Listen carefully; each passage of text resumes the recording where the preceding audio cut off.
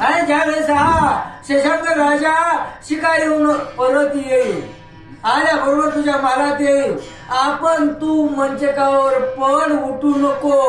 माल तो राव पुशेल तू ते तो सोंग झाले शोका कोलते रुदन करणे वगैरे ते प्राण रहित होईल हो खरंच हे नाटक करताय त्याचं सध्याच्या काळात खरं हो खरेच काही खरंच नाही खरेच काही खरं नाही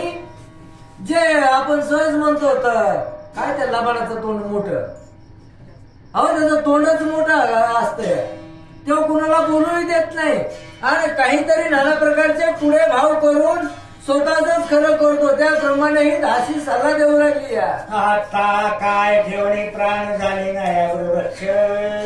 असे बोलत राव वचन पुढे तुझशी खुशी आणि त्यावेळेस राजाला सांगायचं खोटं खोटं रडायचं डोळ्यातून पाणी आणायचं तसंच नाही पाणी आलं तर डोळ्याला झेंडू बाम लावायचं आणि पाणी आणायचं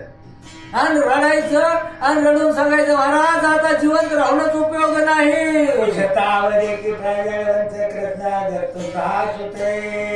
काम कोण मम सदनात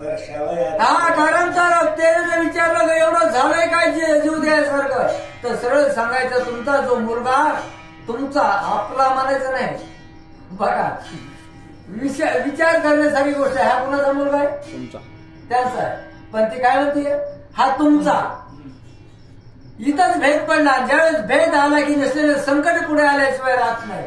आणि त्यावेळेस ती राजाला सांगायचं महाराज तुमचा जो मुलगा आहे कृष्णागड हा कामुक इच्छेनं माझ्या मालाच्या ठिकाणी त्यानं प्रवेश केला भावाला प्रयत्न करून बळे दिला मागे लुटो ऐशी होता नव्हती प्राण कैसा ठेव महाराज हा आलता पण मी बळच त्याला ढकलून लावलं बाहेर आणि कडी लावून आत बसले महाराज आणि असं जर या राज्यात अनुचित प्रकार घडत असतील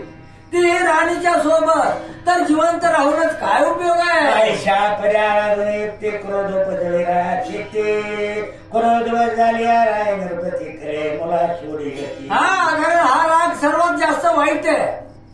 दुसरा कुठल्याच गोष्टीचा राग येत नाही एवढा पण हा राग अतिशय भयानक आहे एकदा का हा राजाच्या मनात राग निर्माण झाला रे झाला की तो राग राजा त्या रागाच्या भरात त्या कृष्णागराचं काय करेल हे सांगता तो कदा म्हणे सुत त्वरे करी प्राण रहिते मग तू सदनी आनंद बरीच सुख लाभाते आणि मग त्या रागाच्या भरात हा शशांक राजा त्या कृष्णागराला काटा काढे आणि एकदा ती मेला की पुन्हा खरं खोटं करायला कोण शिल्लक